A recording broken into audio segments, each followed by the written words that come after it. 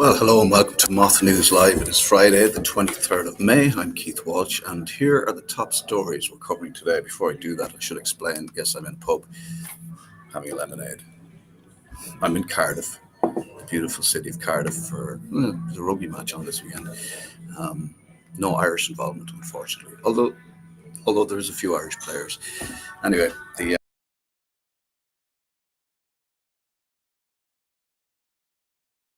doing the show live. That's sorted, so you're not wondering what the hell is going on. I'm sure you're not anyway. Right. Let's get into the top stories that we're covering today. Okay. This is an epic saga of delays and overspending, and it continues. The National Children's Hospital has now missed its opening deadline, not once, not twice, but keep going, 15 times. It has missed its deadline 15 times. Sinn Féin's Pierce Doherty called it crazy in the Dáil this week. Costs have ballooned from 650 million to over 2.2 billion, and yet, the developers, BAM, have to get stuff done in it. BAM, who only managed to deliver 60% of their planned progress in the past 7 months, yet again, not saying it's their fault, but they've also just landed another massive state contract, this time for a new motorway in Cork worth over 200 million. So just by the by, that's also happening. 15 times it's missed its deadline, and this is one of the government's big promises. Anyway, I'm sure this story will continue forever until we all die. Somebody made the point that a child who was born by the time it's finished. Okay, Elkstone. Have you ever heard of Elkstone? If you haven't heard of them, they're one of the biggest players in Ireland's startup scene. So if you come up with something innovative in tech or otherwise, you're starting a company and then look for investment, that's the startup scene. So Elkstone manage a 100 million venture fund with public backing, but it's very important that we tell you how it works, who really benefits, and what happens when the startups fail. We will explain that. Believe me, you'll probably be shocked. This is something I didn't know anything about, but at 3:30, I'll be joined by Al, who was very close to this situation, startup, raising funds, dealing with Enterprise Ireland, dealing with Elkstone, and he has first-hand experience dealing with these people, so don't miss that, because this is our money that's been spent, and we don't know where it's going, we don't know who's profiting, we don't know if it's just like being spent and then it just disappears. Anyway, we need oversight is the point. And finally, failures in care. We've been doing a lot on the show. We've been shining a light on Ireland's broken care system. It seems that Ireland doesn't care. And yesterday I spoke to Mick Finnegan, a pal of mine, and I've known Mick a few years now. And finally got to sit down and talk this week. Mick's a survivor of sexual abuse at the hands of St. John's Ambulance Ireland, despite an independent report confirming historic failures. The government has now ruled out a statutory tribunal. So the Minister for Children and all the other stuff this week said no, there will be no tribunal. Mick says that that's not enough, and he's not happy. So I'll hand you over to my conversation with Mick, and I would like to thank Mick for coming on, because he does talk about this a lot, and I know it takes a lot out of him. I'm going to play as much of this as I can. Then we'll go over to chat to Al about Elkstone and financial stuff. And you can watch the rest of this interview with Mick on our YouTube channel, which is simply at @moth_news, all caps. Okay, have a look at this.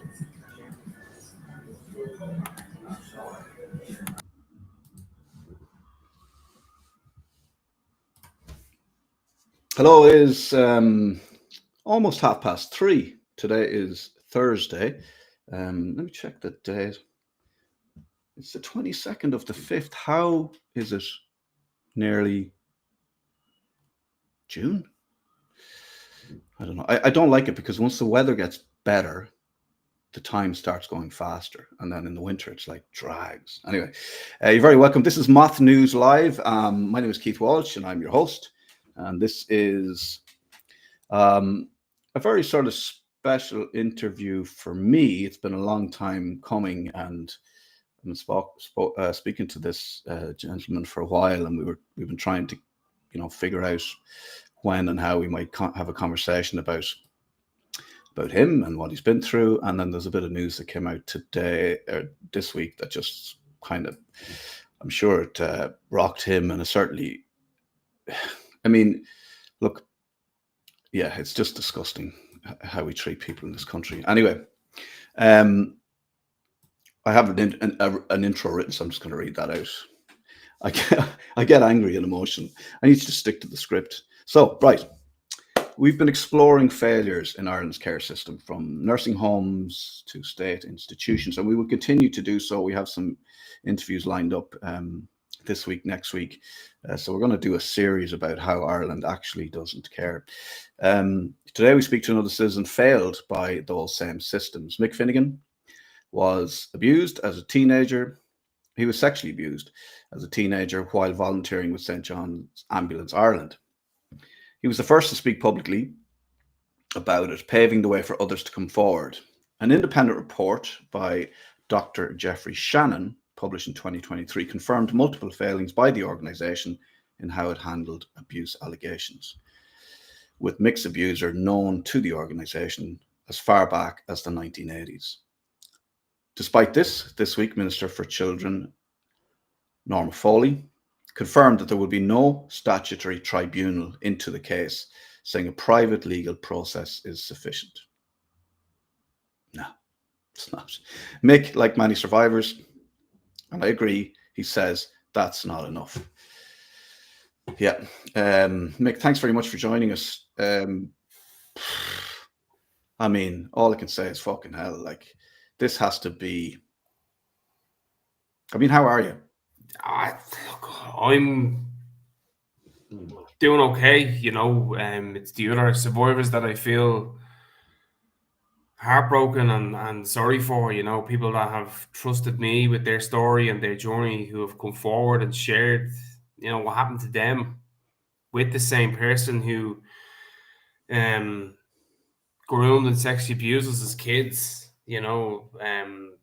abuse allegations going back to as far back as the 1950s.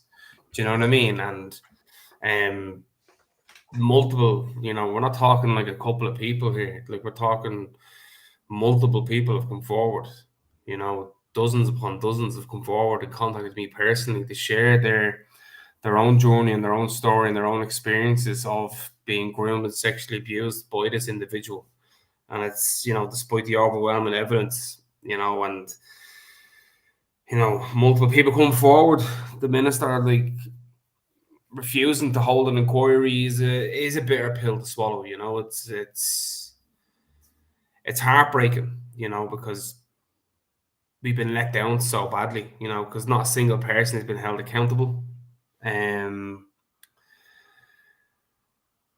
for enabling and covering up this abuse. The perpetrator, he might have retired, but what about those who allowed him to continue operating? Do you know what I mean? Like, that's, like, this organization photoshopped them out of their centenary celebration booklet, celebrating 100 years of St. John Ambulance in Ireland. And it wasn't until a survivor who had the original photo in his house, he noticed that they actually photoshopped out the perpetrator of abuse. And this there was significant organizational awareness of this abuse, and they chose to do nothing. They even the stuff that they've done over the years, deny, and they're still, like, 2 years post publication of the report, over 2 years now, and Dr. Judge Shannon, he's now a judge, like, his recommendations haven't been implemented fully. And it's sad to say this, but I don't think we take child protection seriously in Ireland. We are reactive. We're not proactive to safeguarding. We're reactive. Mhm. You know, we wait until the next scandal. We wait until something else has come up. We're never proactive in stopping people and holding organizations accountable. It's always left to the survivor to drive this, to push for, policy change, to push for accountability. We're not the ones elected. We're not the ones running the government. But we have to put ourselves out there and share what we went through, to embarrass, to make people feel uncomfortable in the hope that they will help us, because they do feel uncomfortable. Like, nobody wants, I've had TDs. I've had one TD come up and tell me, "Sure, look, would you not get on with your life now? Like, everything's fine. You got the report. Like, you won." And I'm like, that's the report is like the report's the tip of the iceberg. Because of the significant organizational awareness of child sexual abuse in St. John Ambulance, then I'm pretty sure, given the fact that the organization overlapped with other emergency services in the state, I'm pretty sure the other services knew about it as well. And they chose to do nothing. You said something there, actually, which I feel is very important, because the government will often say, when it comes to publishing reports, like, I don't know if you remember with the mother and baby home stuff, they said they'd redacted a lot of stuff. They weren't releasing reports. They weren't, they were holding stuff back, and they weren't making stuff public. And they were saying it was to protect the people involved, protect their, keep their anonymity, whatever. When the government are saying that's a reason for keeping information from the public, but then when there's systematic abuse within an organization, where's your anonymity? Why isn't there a system where you can privately contact a TD or a social worker, tell them your story? Like, why are they so concerned about people's anonymity when it comes to them releasing stuff that they obviously don't want to release? But when it comes to your anonymity, your safety, your welfare, you have to, and I feel for you as well, Mick, because you've taken on, you were the first to come out, and you've pushed it and pushed it and pushed it, and you keep pushing it. And I know you're doing it for, I've met some of, your former colleagues and other people who were abused by this man, and they're not doing well. I believe you're the strongest of them. Yeah, and the government are making you time and time again come forward and talk about this and talk about this and talk about this. And as you said, yes, there was a report, but things weren't implemented. Nothing changed. I know that there was some sort of therapy or counselling offered, but that was you had to go back, that was left to St. John's Ambulance people to organise, people who were complicit, who stood by, who were witnesses to what happened and did nothing. How are the victims supposed to go back to the organisation who are complicit in the abuse, the abuse that's ruined their lives, and ask them, go cap in hand and ask them for a few hours of therapy?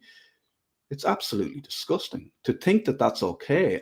I mean, I don't even know if it was therapy. It was some sort of they are pop in and talk to us, lads. We'll give you a cup of tea and we'll have a chat.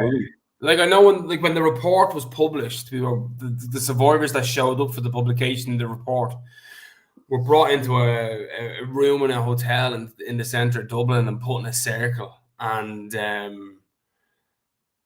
with people that were senior officers within the organisation, PR people, and a psychotherapist that the organisation organised, and it was like a forced kind of intervention. Before we give you the report and before we read you the apology, this is so and so, and she's gonna provide you with the support you need should any of this information is triggering to you. And I found the whole process, even on the day of the publication of the report, quite hypocritical. You know, that they were trying to force what effectively was a box ticking exercise, because it was something I highlighted with the then Minister for Children, Rodrigo Gorman. Like, what supports will be in place on the day of publication of the report, because this is gonna, you know, whatever way the report is published and whatever the findings are, it's going to upset a lot of survivors. It's going to upset a lot of members of St. John Ambulance as well. You know, but this is not how a compassionate society should treat its most vulnerable. Do you know what I mean? Like, this is not how a responsible government even addresses systemic child abuse. It's consistently left to survivors to advocate and beg for help.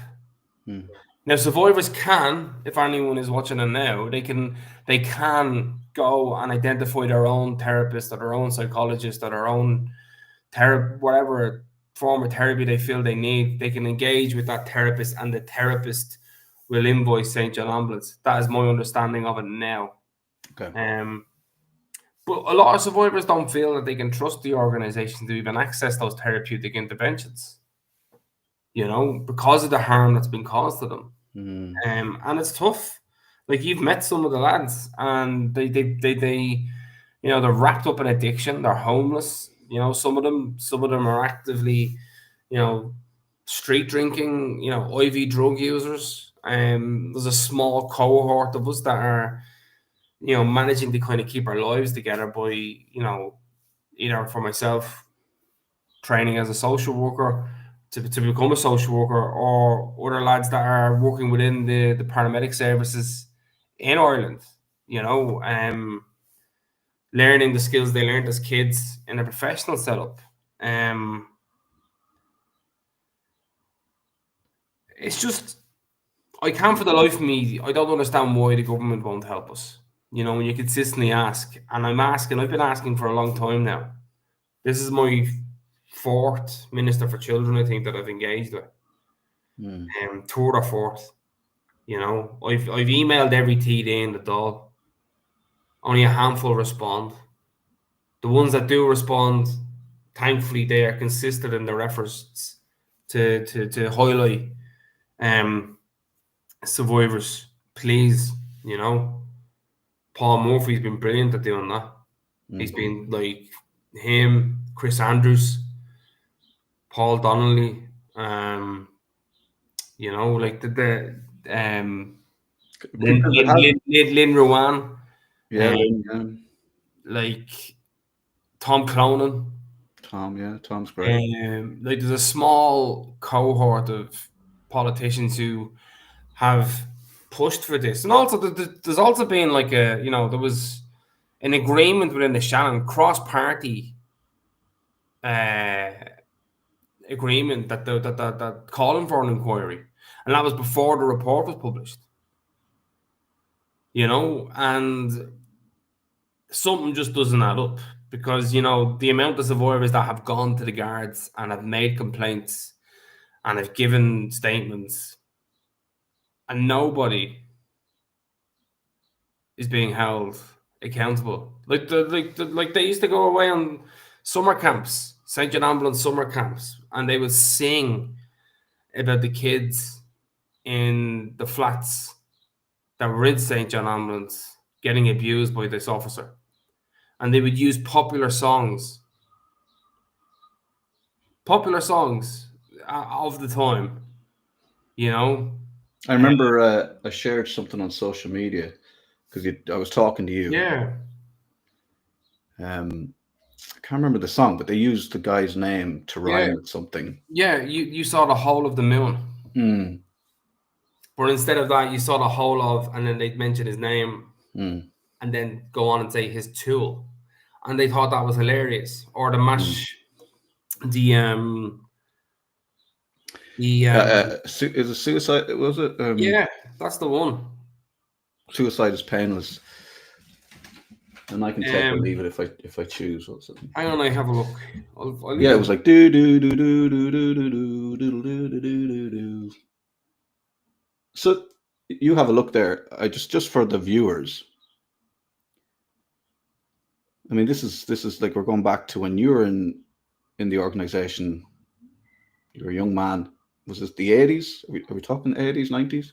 Yeah, like basically they would.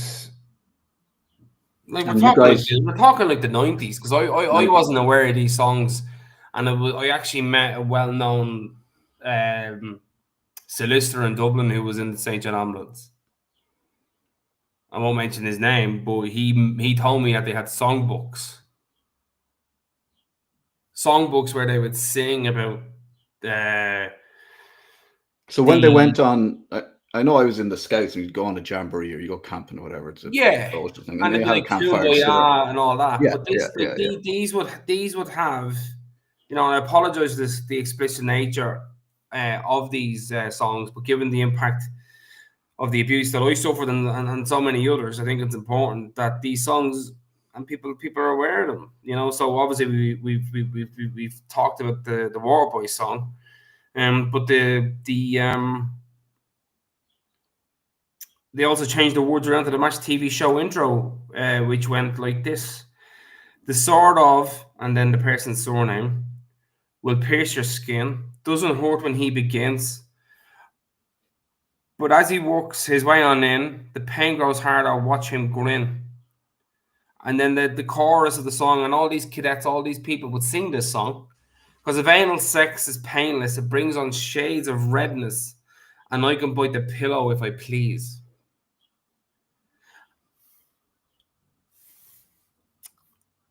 And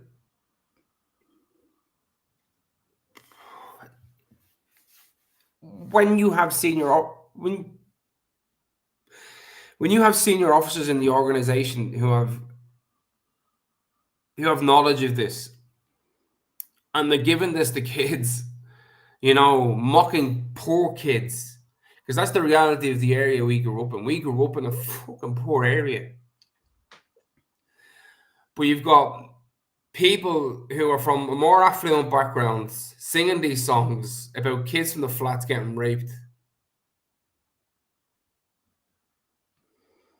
And nobody does anything about it. And even now, nobody wants to do anything about it. So you, as a young lad, will be in a situation where there's senior members of the organization singing songs, mocking the poor members, the poor volunteers from the flats, as you mentioned.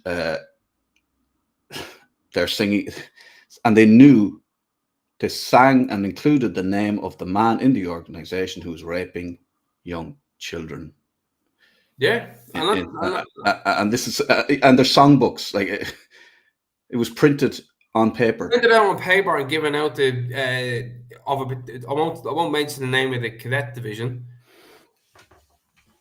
but it was given out songbooks, and I've told loads of people about this, and no one's ever been held accountable, for that. Like the fact that they were so aware of this, even prior to me joining the organization, multiple people came forward,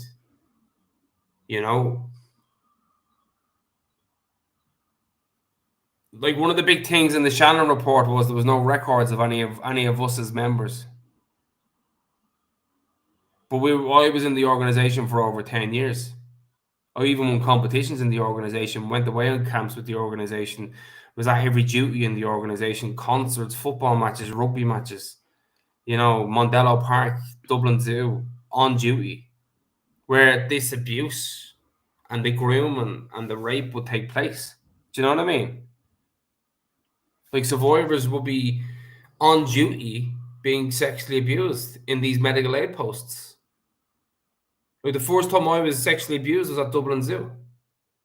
The first time I was made perform a sex act as a child, as a cadet, I was in Dublin Zoo.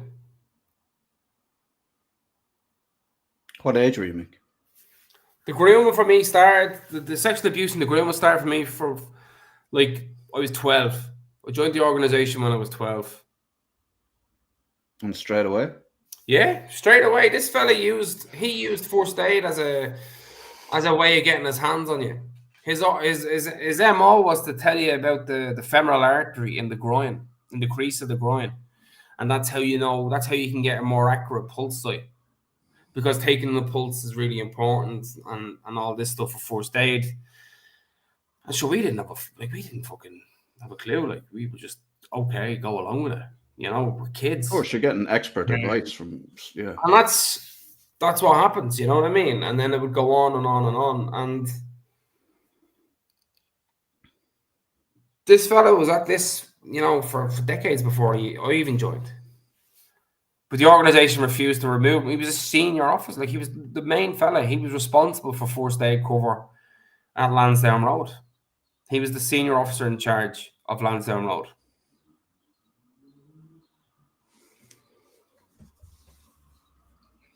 Like, he would have been in meetings with, you know, the FAI and the Gardaí and the IRFU and the GAA and the who's who. You know, he was the main guy. I remember talking to you and thinking it's a pity that the GAA, you know, the FAI, people that use the services of that organization couldn't stand with the victims and stop using the services of the organization until they took responsibility for what happened. And I still think there's something in that.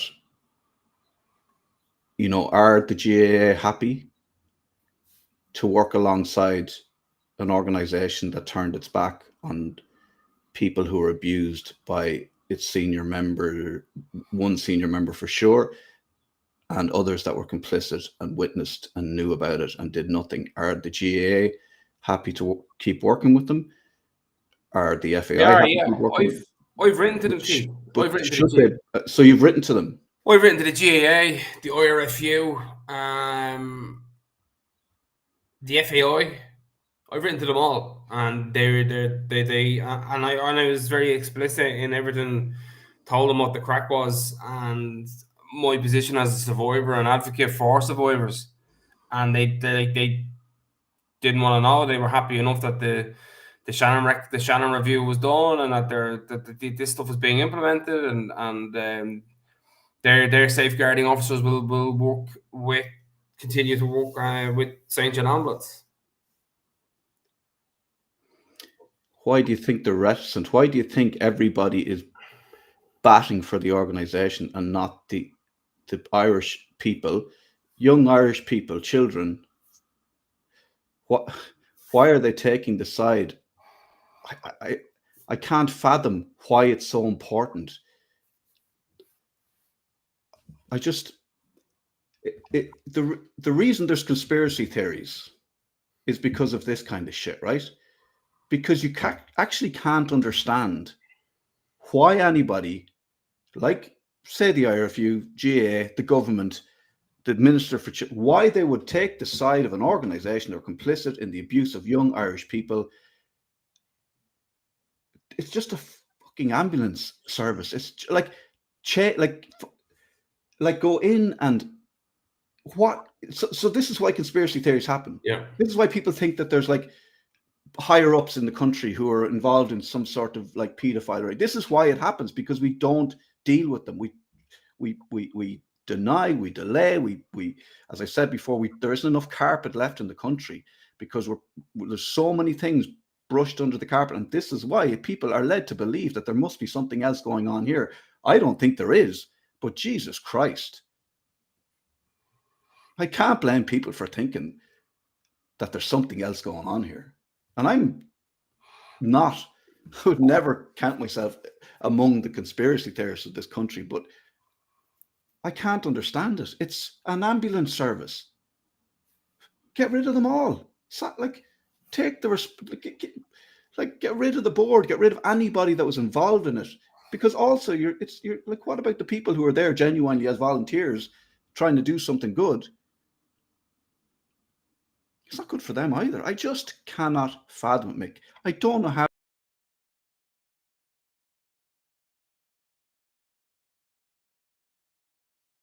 Well, hello. It is Moth News Live. My name is Keith Walsh, and this is, we just call him Al. But, well, that's his name. How are you, Al? You can call me Al. That's a very famous song. Hey, Keith. You all right, dude? Yeah, it was named after me. Or I was named after it. I'm not sure. Paul Simon, what year was that? It was about you. Bit of both. What year was that? Jesus. 88? Yeah, I wasn't born. Yeah, it's definitely. Chevy Chase, wasn't it? Fucking legend. In the video, yeah. Oh, he's a legend. Man. Oh, Jesus. So, Al, we're going to talk about Mr. Al, another Al, Alan Merriman. We're going to call him. We're going to call you Al and call him Alan. Yeah, the guys are the one L's. You're Alan with two L's. That's right, isn't it? Yeah, I know. Very fucking, very exotic. Yeah, your parents had notions. That's what. I think my father was dyslexic or something. He wrote down these fucking. Right. Let's get into this. It's going to be an extended chat on this very sort of. We picked one topic that we need to talk about. So, Alan Merriman, the chief executive officer at Elkstone, you have some, you're knowledgeable about this subject, this man, this company. You've had some dealings with them. So he has outlined in a recent post on LinkedIn why there's a need for an IDA-style agency in Ireland. He's saying there's a need for the government to set up an agency in Ireland that would collaborate with international private equity, venture capital, pension funds to attract global investors to Ireland. Alan describes it as a cross between Tourism Ireland and IDA. Right. The agency would help Ireland offset its reliance on foreign direct investment, tax returns, while growing a cohort of domestic businesses to diversify the economy.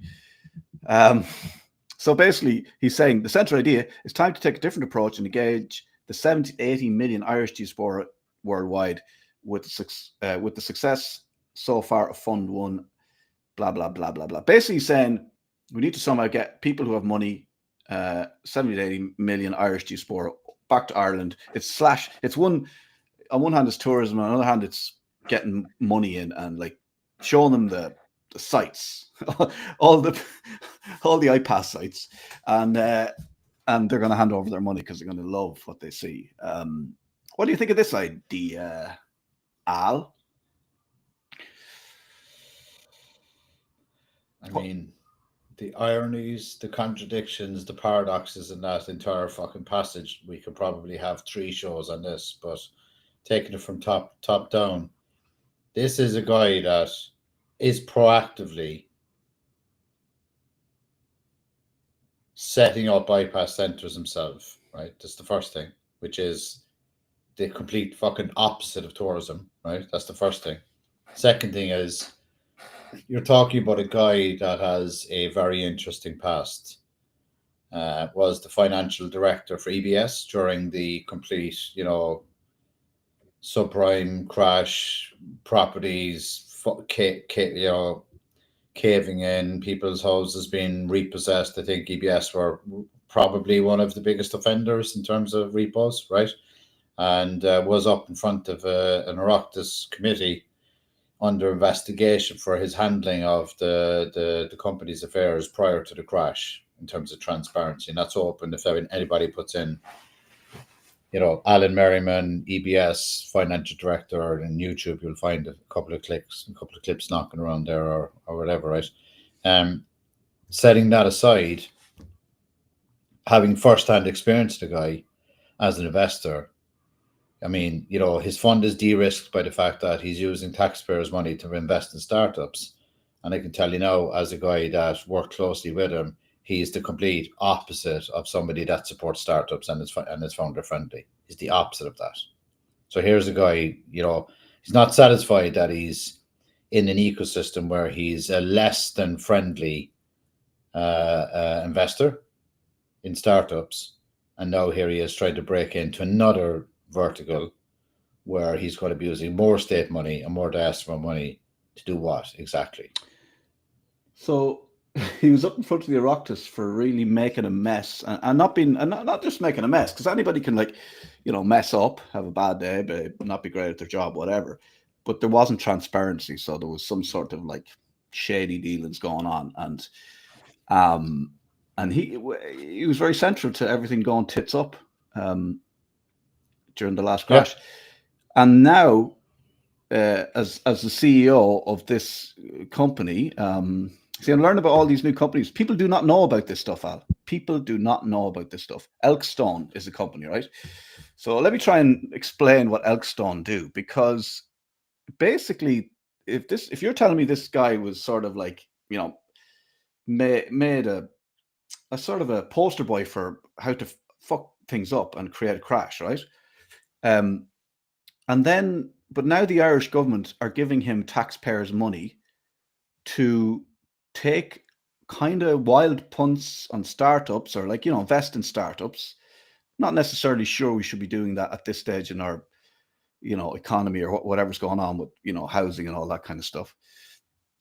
But he basically takes taxpayers' money and invests it in startups, and then he doesn't invest any money, but he attracts other investors.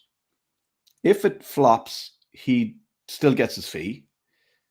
If it does well, he gets 20%. It's a win-win for him. He's just, I don't even know what he is. He's a middleman for handing our money over to conduit. Conduit. And then Keith, I'm giving you data point, and this is publicly available information, so I'm not disclosing anything that our listeners or viewers cannot, or you cannot validate.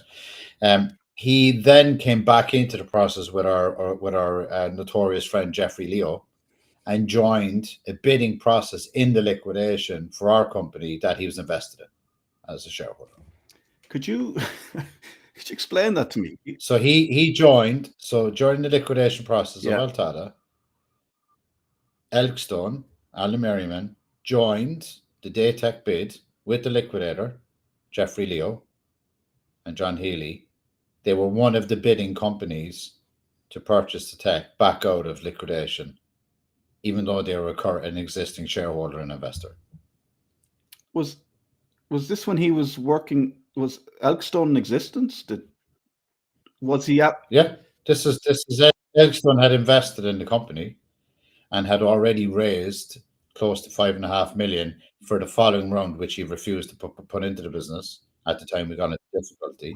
Sat on that investment, and then he joined the bid to purchase the company out of liquidation when all the jobs were lost, basically. So company went down, shareholders lost their money, all the investors were losing their money, we were losing our money, all the employees were losing their job, the company was crashing. Bid came in, which annihilated the receivership bid, which was high millions. This got it down to $2.5 million, and he was one of the guys that was bidding for the company in that process. But how is that legal? It's Ireland, man. It's bandit country, right? Like, you've a liquidator that can do what the heck they want, and like, this is an ongoing issue that we have with the whole process, right? And not only that, this guy was a board observer of that company. Yeah. So I'm just a layman. I'm not a business guy, right? But if I was involved in a business, and my read of what you've told me is that he was instrumental in, because he was supposed to pony up some more money. Is that right? And he didn't. He withheld? Yeah, he had money raised for the company. We had a demonstrative oversubscription. He held back on that for the funding. So, in effect, was a large part of the reason the company then went into liquidation. Yeah. And then once the staff were gone, all that was dealt with. He joined Jeff Leo to buy the tech. He tried to. He didn't succeed, but he tried to. Yeah. Yeah. And not only that, we met him for help as the founders and the finance team, asked him for help, and he told us, do a deal with the devil. Literally, that's verbatim.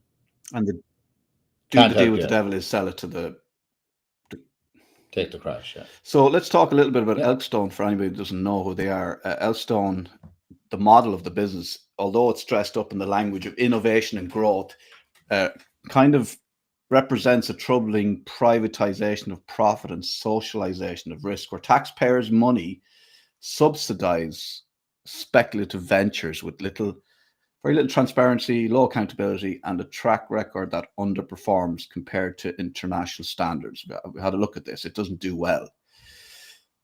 So how has he managed to put himself in this position where he is the guy? And we've spoken before about startups in Ireland. Obviously, you've spoken about Altada, but other startups where you almost feel like they're doomed to fail.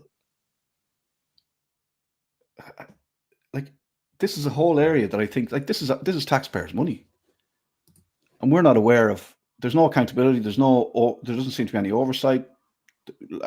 Like, what he does, what they do as a company, I don't think that's available to see. I don't think it's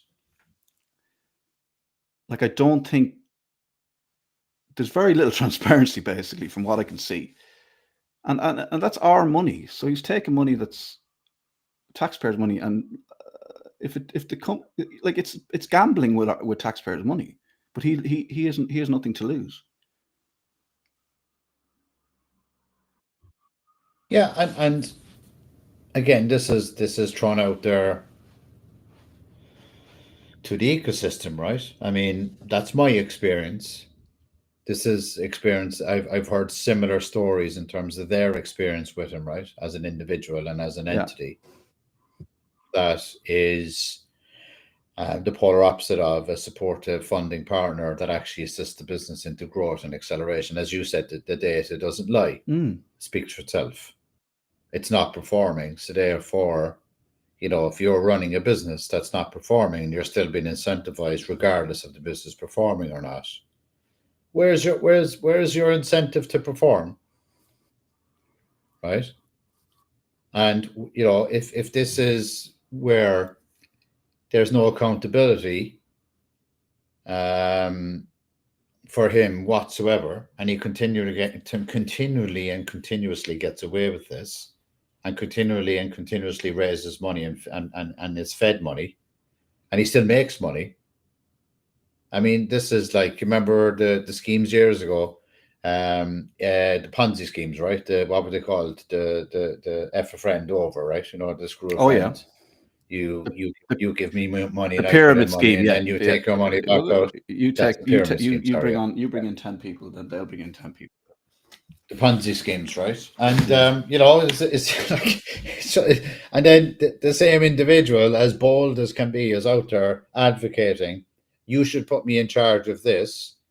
And like, if you're in any situation, it's like, you're working in any role in any company, and you go and you say, I know I do this shit job. I know I don't make you any money. I know I'm not really performing, but can you give me a promotion?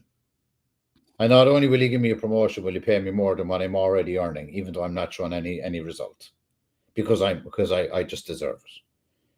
And somebody sits there and says, yeah, sure, go on, I'll give you another 90 million, Like, to me, and as you said, Keith, this is not a new problem. This is a fundamental disconnect within Ireland across multiple different tracks and horizontal and verticals, which is, we have a serious problem on a leadership level. We have a serious problem on a social level.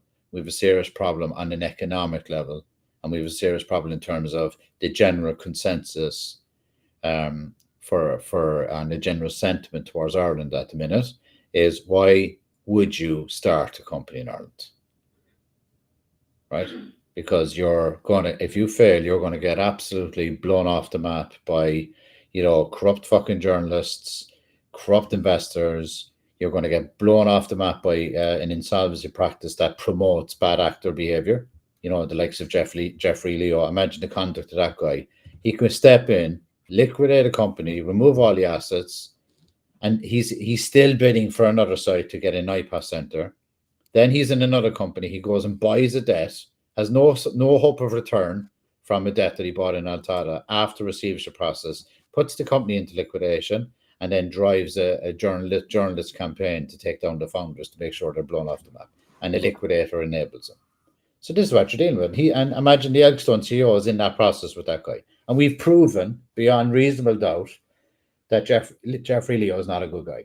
So you lie down with was it you sleep with dogs, is it you get fleas? Yeah, What's yeah. that term? Lie down with dogs. You come up. You're going to get fleas. Yeah, you get fleas. So this guy is knocking around with these guys, getting involved in processes, and then he's supposed to be a representative of the Irish people, and the taxpayers' money is supposed to be in good hands with this guy. And as you correctly said, he gets paid either way. So why would he even bother his ass trying to do a good job?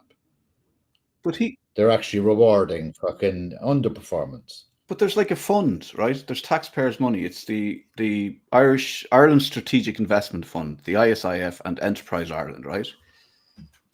They've got a fund. They've got money, and he just goes and takes some of that money and invests in a company. That's it. It's his job to decide. Like, But I'm telling you now, Keith, I worked with him week by week. I can speak to mine, and I'm telling my perspective. And if somebody wants to correct me, come on and have a chat with us. I'm not afraid of a healthy debate and people's point of view.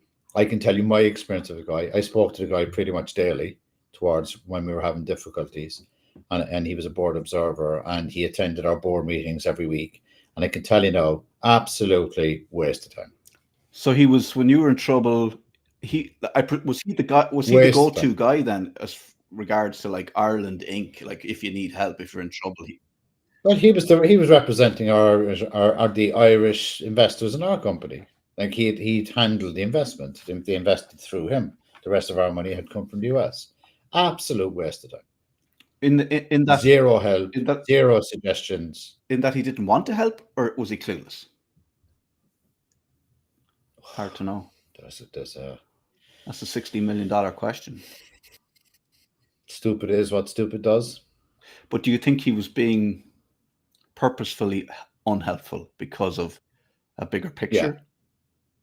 Yeah. Yes. Were you, so at the time you must have been going, what is going on with this guy? Yes. So you didn't know, obviously.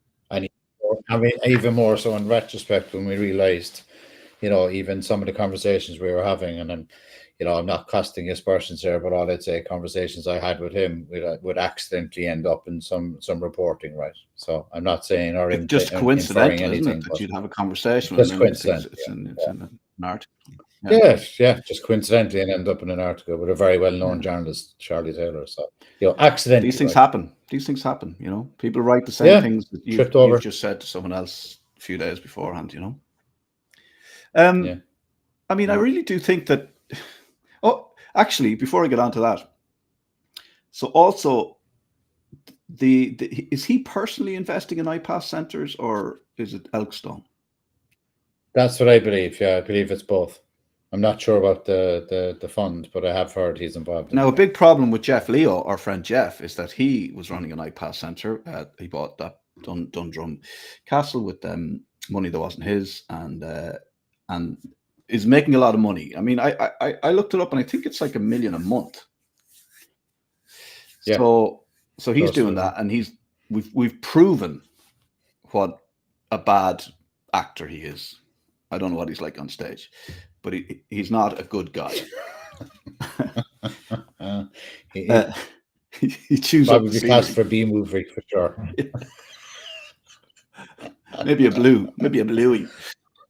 Not easy on the Irish guy that quick. And the big problem, he's been given. These guys have been given the keys to the castle. These guys have been given money. Literally, he's literally lives in the castle. He literally lives in the castle. Literally the castle. But also this, Elkstone / our friend Al here is also, he's 6 iPass centres. So he's getting, I mean, if that's, I'm just saying, like, say for instance, it was $1 million a month. This guy's cleaning up. And then he's also like taking taxpayer money. I can't understand how he can take our money, invest it, and if it does well, he'll get 20% of that. What are we getting? What does Ireland get? Do we just remember now? There's another step to this as well. Not only that, but the investment that's coming in from the investors, they're all getting a tax break and that as well, right? So it's kind of hit. So sorry, if our friend Alan went to you and said, "Oh, here's a startup here," the Ireland Strategic Investment Fund and Enterprise Ireland are going to put in this amount. Can you match it, right? But you'll get You what? match it, and then you match it with EISS, which is then EIS is whatever it's called, whatever the TLA is, and then that gives you a tax break as well. But what does that mean, tax break? It doesn't cost you anything? Or? You get tax back on the investment. Yeah. So no matter what happens, if you lose the money, you still get the tax. I'm sure it doesn't happen, but like it could leave it open for people who want to invest in things, not really bothered about whether it succeeds or not, or there's no chance for them. It's just like, yeah, I'll give you money, sure. Like I'm getting it back anyway, and if it fails, it fails. There's no incentive for them to make this work, really. Well, look, this is a deeper conversation in relation to, the general startup ecosystem in Ireland is underfunded.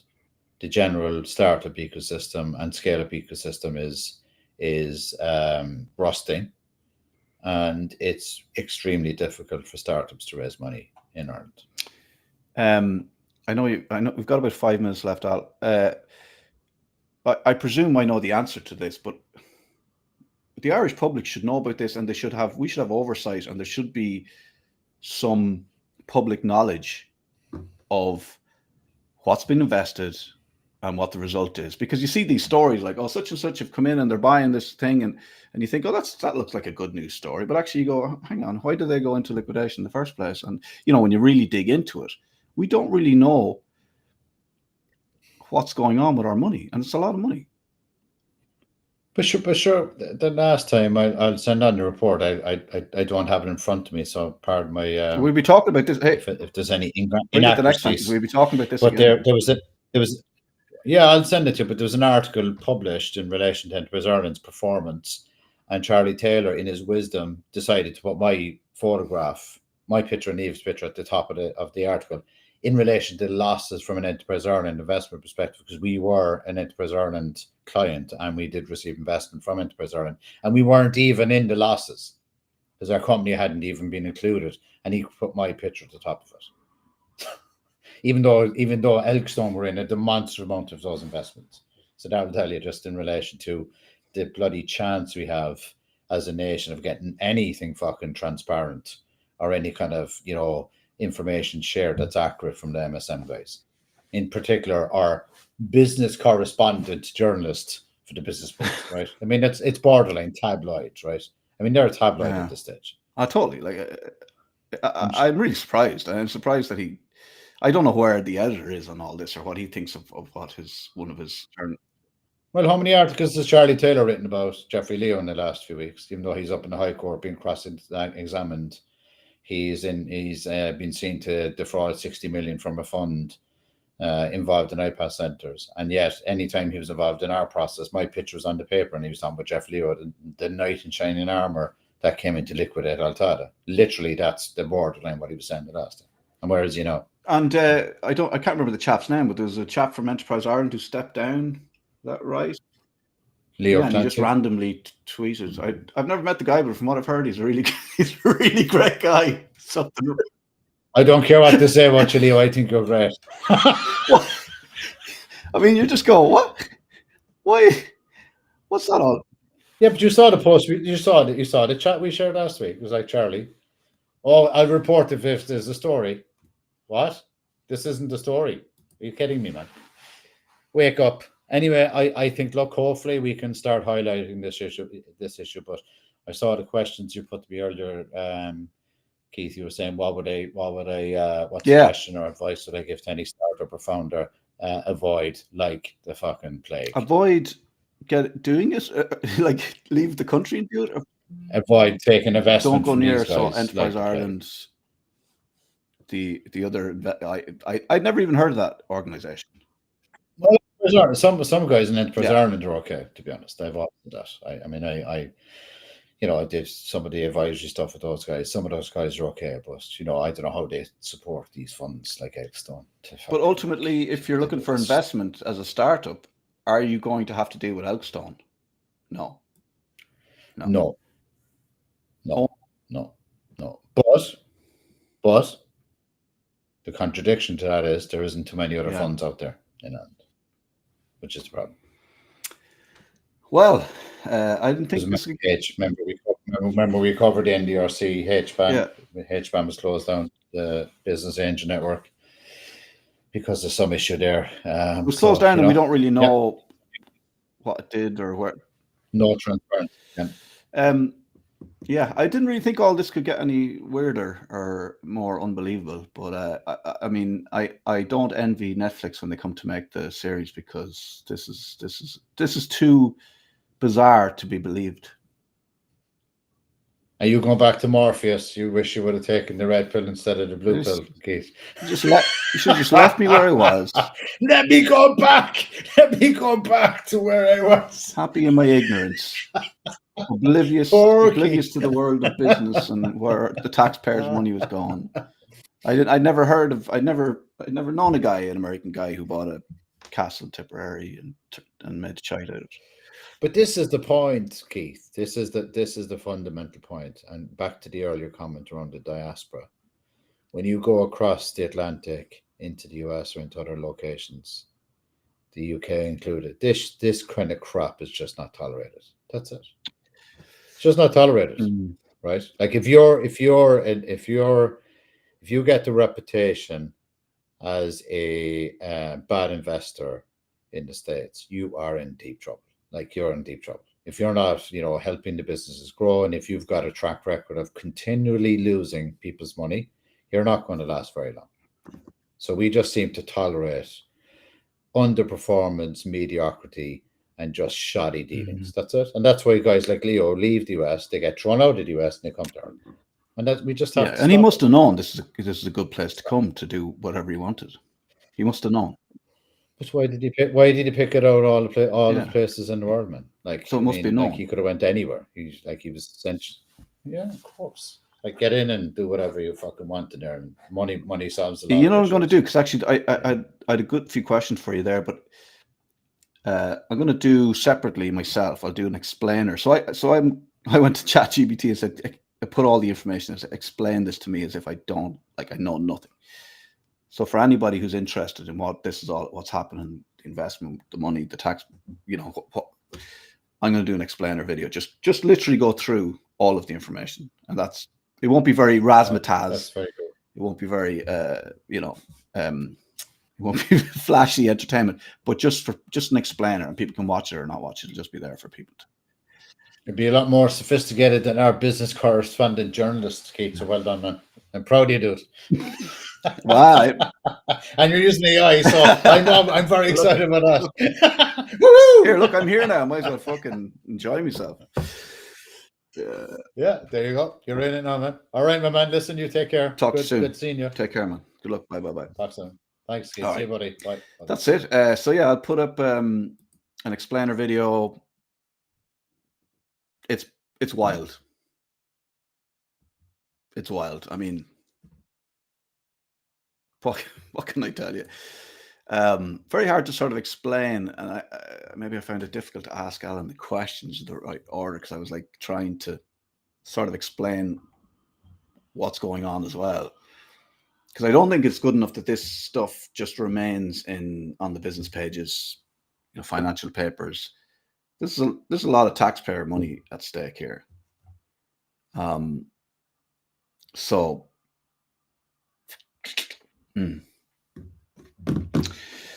Look, that's it for us. Thanks to Al. We will see you this time next week. Mind yourself. If you're starting up a company and you're looking for investments, come and talk to us first. Or if you've got a story, a similar story, or if you had an interaction with some of the characters that we like to feature on MOTH, come and talk to us. If you've another story completely unrelated, something you feel like you can't get any other platform or journalist to report on, come talk to us and we'll see what we can do. I hope you understood some of that. I still don't quite understand it. But as we did with Jeffrey Leo, we'll come back to this again and again and again until everybody understands it. And who knows? We know what happened to Jeffrey Leo. That's it from us. Have a great evening. Have a great weekend.